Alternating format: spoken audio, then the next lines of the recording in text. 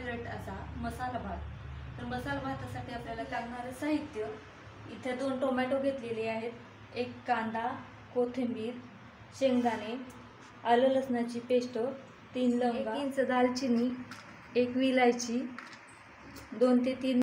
आता फोडणीचं साहित्य पाहणार आहोत। 1 चमचा जिरं, 1 चमचा मोहरी, 1 चमचा गरम मसाला, 2 चमचे मीठ, 2 चमचे धना पावडर, 1 चमचा हळद।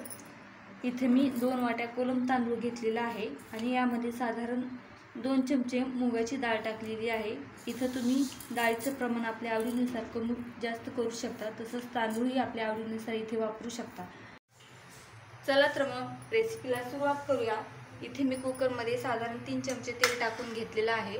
इथे आपल्याला तेल छान असं कडकडीत गरम करून घ्यायचं आहे। इथे आपलं तेल गरम झालेलं आहे। आता मी यामध्ये मोहरी सगळी टाकली,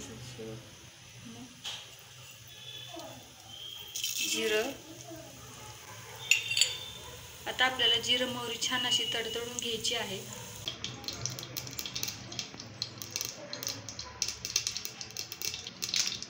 झालेली आहेत। आता आपल्याला यामध्ये खडा मसाला टाकून घ्यायचा आहे।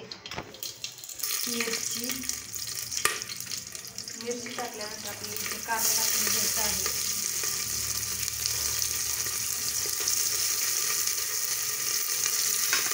इथे आपल्याला कांदा छान असा गुलाबी रंगाचा होईपर्यंत परतून घ्यायचा आहे। इथे आपला कांदा हलकासा ब्राऊन रंगाचा परतला गेलेला आहे। आता आपल्याला यामध्ये आलं लसणाची पेस्ट टाकून घ्यायची आहे। हे देखील आपल्याला साधारण 1 मिनिट छान अशी परतून घ्यायची आहे। आता आपल्याला यामध्ये कापून घेतलेला टोमॅटो घालून घ्यायचा आहे।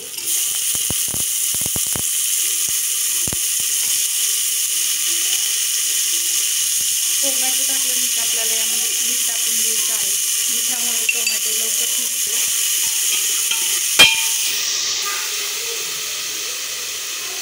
आता आपल्याला यामध्ये शेंगदाणे टाकून घ्यायचे आहेत।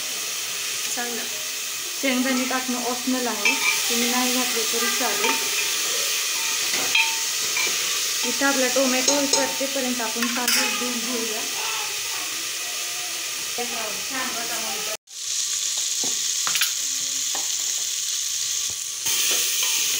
इथं आपला टोमॅटो देखील छान असा मऊसूत झालेला आहे। आता आपल्याला यामध्ये वाळून घेतलेला पुदिना टाकायचा आहे। इथे तुम्ही ओला पुदिना सुद्धा वापरू शकता। तसेच आपल्याला इथं कोथिंबीर टाकून घ्यायची आहे। कोथिंबीर टाकल्यानंतर आपल्याला यामध्ये मसाले टाकून घ्यायचे आहेत। गरम मसाला, धना पावडर आणि हळद हे छान असं मिक्स करून घ्यायचं आहे। आता आपल्याला यामध्ये स्वच्छ धुवून घेतलेले तांदूळ घालून घ्यायचे आहेत। यामध्ये तुम्ही कांदा लसूण मसाला सुद्धा टाकू शकता।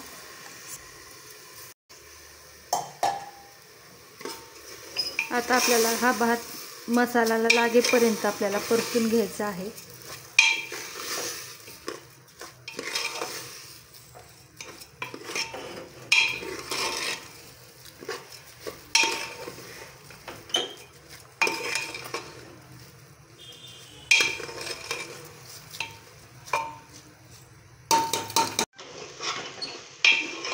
इथे तुम्ही पाहू शकता आपला तांदूळ छान असा तेलामध्ये परतला गेलेला आहे। आता आपल्याला यामध्ये गरम करून घेतलेलं पाणी घालून घ्यायचं आहे। मसाला भात करत असताना किंवा इतर कुठल्या भाज्या करत असताना यामध्ये पाणी हे गरम करूनच टाकायचं।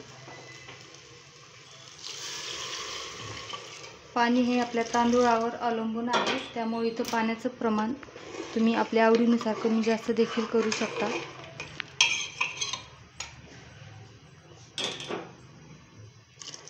आता आपण कुकरचं झाकण लावून साधारणतः 3 शिट्ट्या काढून घेणार आहोत। इथे आपल्या कुकरच्या 3 शिट्ट्या झालेल्या आहेत। इथे आपलं कुकर देखील थंड झालेलं आहे। आता आपण तो काढून घेणार आहोत। इथे तुम्ही पाहू शकता आपला भात छान असा शिजून झालेला आहे। आता तो भात मी एका डिशमध्ये काढून घेणार आहे। इथे तुम्ही पाहू शकता आपला गरमागरम साधा सोप्या पद्धतीने बनवलेला मसाला भात खाण्यासाठी तयार झालेला आहे।